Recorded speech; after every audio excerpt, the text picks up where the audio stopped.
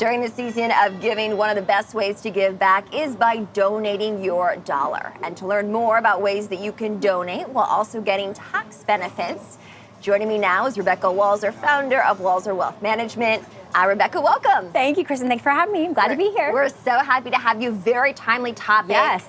What are some of the best ways for our viewers to donate their dollar this holiday season? Well, I'm so interested that you're talking about the self-checkout because all of these retailers, I just went to Herald Square yesterday myself and got some retail therapy in for the holidays, and every single purchase asks you to round up your purchase to the next nearest dollar to give to the Boys and Girls Club. So you'll notice all retailers pretty much universally have a charitable cause they've selected and they're offering you to round up. But one thing to note is that because that's on your receipt and if you're not itemizing that on your Schedule A, then you're not going to be able to deduct it as a charitable deduction. Okay, so it's going to be a bit trickier, a little extra work. Exactly. Is this something you'd recommend? Well, I think that charitable donations are one of the best tax strategies that we have in tax law. So yes, and of course, just because it's really a good cause and we all need to help our fellow brother and sister when they're down. And so yes, I'm 100% for charity, but if you really are doing it for tax reasons, then you must itemize on Schedule A and you must actually,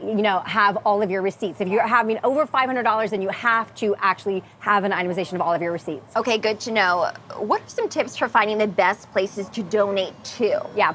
The best thing is to pick a charity that I think is efficient. There's a lot of charities that are very bloated and 20% or less goes to the actual charitable cause. Yikes. So there are resources out there that you can use like charitableresource.org that will allow you to find a charity that is literally spending at least 70% or more towards the actual charitable cause. And I think that's probably a good way, too, to track your money, right? Yes. We know money is tight these days due to inflation. That could be a more efficient use. Yeah, I mean, I think if you really want your dollar to have an impact, that is a great tool to figure the charities that are very efficient and that are really using the dollars for that purpose. Okay, great.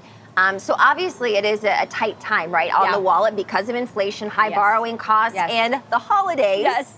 Any budgeting tips for this time of year?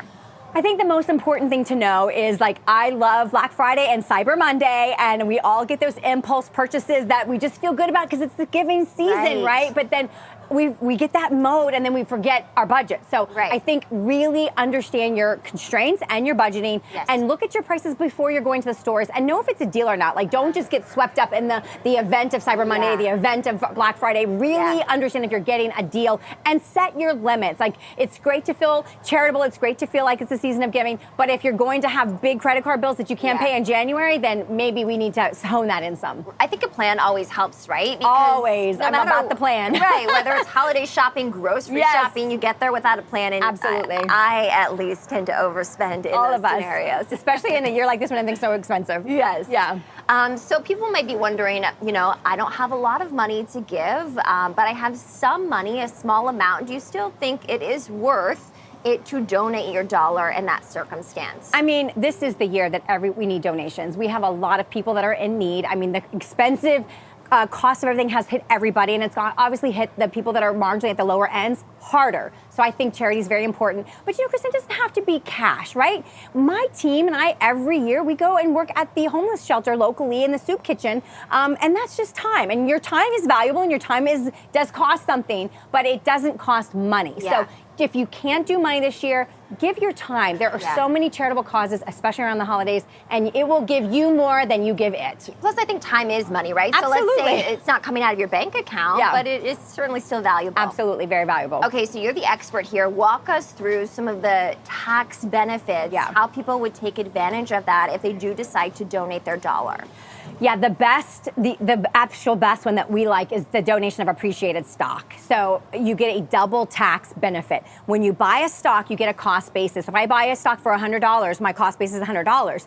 If I were to go and sell that $100 stock and give my $100, I'm only going to get $100 as a charitable donation. But if I have that stock appreciate to $200, I get a double tax benefit because I never recognize the $100 appreciation. I never get taxed on that capital gain, and I get the full $200 deduction when I donate to the charity. So donating appreciated stock is what a double tax benefit, and it is a great thing to do. If your tax, if you need a deduction on, you have to itemize. You have to itemize on Schedule A, and anything above $500, you have to fill out Form 8283. It's the non-cash charitable contribution form for the IRS, but basically it allows you to get, and you do have to take the average share price on the day that the stock was sold. And there's a stock tool that you can do to get that. It's very publicly known. But all of these things really allow you to get that double tax benefit, and that's one of the best tax tips we have around charitable giving. Okay, great. Any final tips for our viewers? I think, just realize that this has been a really difficult 3-year period since 2020, and I think we're all still trying to get our bearings. This market definitely is,